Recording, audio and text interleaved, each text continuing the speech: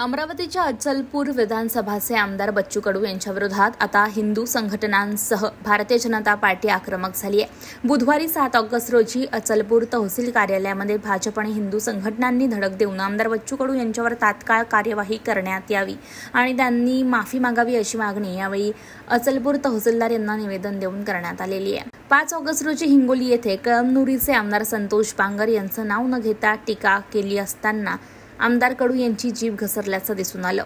यामुळेच हिंदू संघटनांसह भारतीय जनता पार्टी आक्रमक झाल्याचं पाहायला मिळालं। बांगलादेशमध्ये गेल्या 4-5 दिवसापासून हिंदू लोकांवर जो जाणीवपूर्वक अन्याय अत्याचार आणि मंदिरं तोडल्या जात आहेत त्या ठिकाणी हिंदूंचे, या सर्व कारवाया त्या ठिकाणी ताबडतोब थांबल्या पाहिजे आणि हिंदूंना त्या ठिकाणी संरक्षण दिल्या गेलं पाहिजे।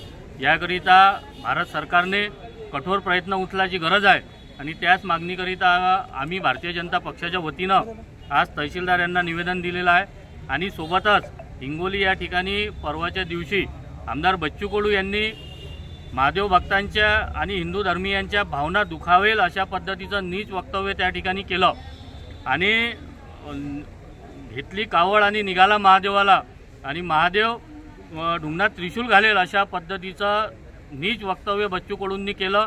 त्यांच्या या वक्तव्याचा मी या ठिकाणी हिंदू म्हणून जाहीर निषेध करतो आणि त्यांनी जो या पद्धतीनं हिंदू धर्मांचा अपमान करण्याचं सत्र सुरू केलं त्यांना मी निर्वाणीचा इशारा देतो। त्यांच्यात जर हिंमत असेल तर त्यांनी मुस्लिम वा इतर धर्माच्या चालीरीतीवर बोलून दाखवावं, त्यांच्यात जर हिंमत असेल तर, आणि अशा पद्धतीचं हिंदूंचा अपमान करणं त्यांनी ताबडतोब थांबवलं पाहिजे।